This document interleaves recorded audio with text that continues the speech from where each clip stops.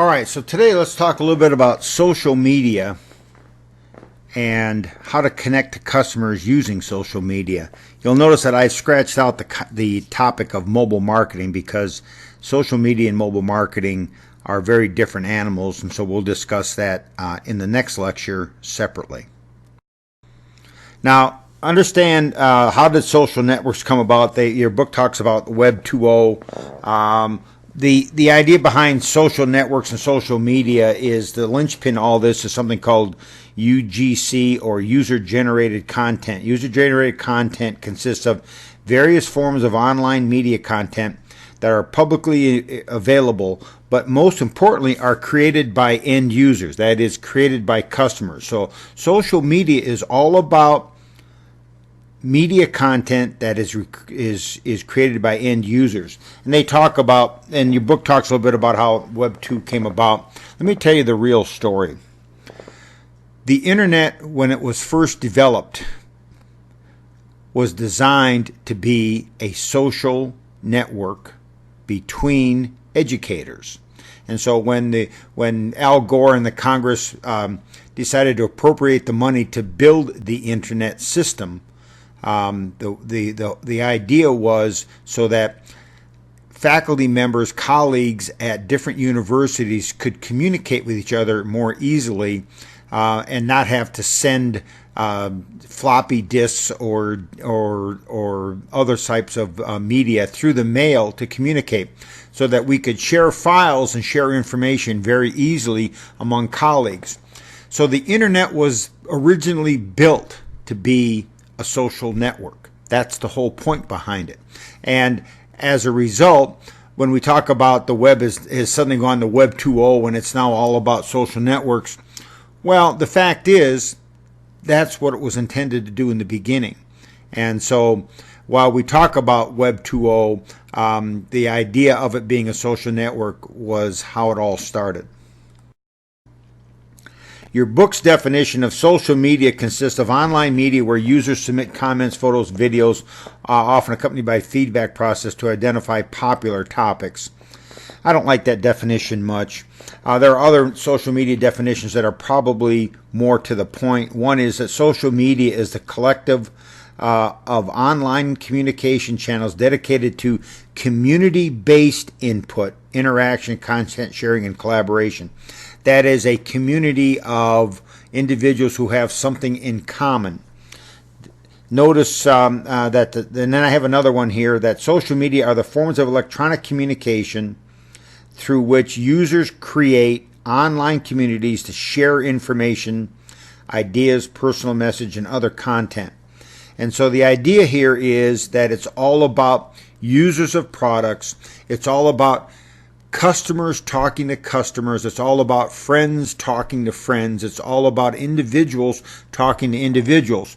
Notice that in no place in here is there any description of companies. All right, and so a couple of other really quick things here. An online social network is an online service or site through which people create and maintain interpersonal relationships. An example of this is obviously Facebook. Back in the good old days, it would have been MySpace. Social networking is the use of dedicated websites and applications to interact with others. Note, companies are not part of social networks. Social networks are made up of individuals.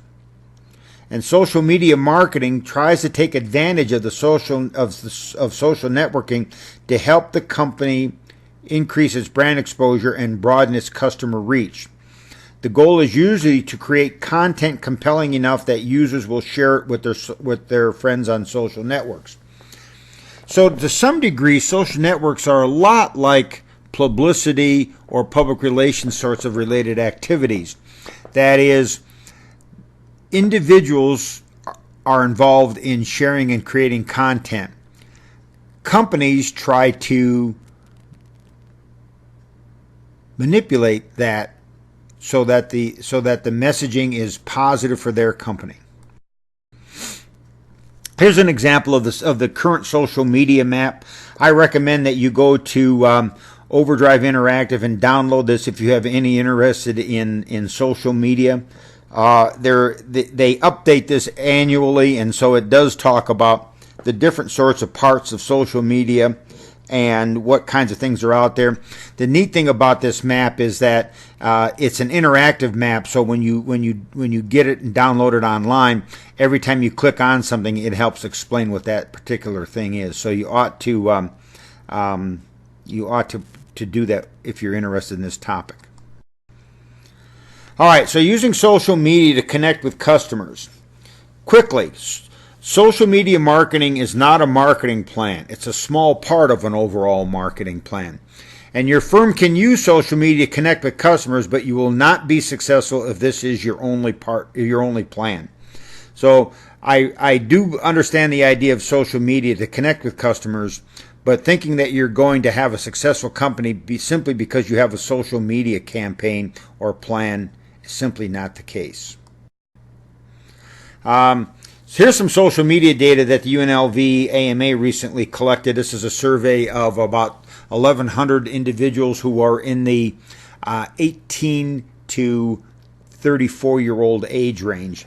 And you'll notice how much time they report spending on Facebook, YouTube, and Instagram in particular, but also Twitter, Snapchat, other things. But you'll notice that in this case, 43% of the people that we surveyed said they spent more than an hour a day on Facebook.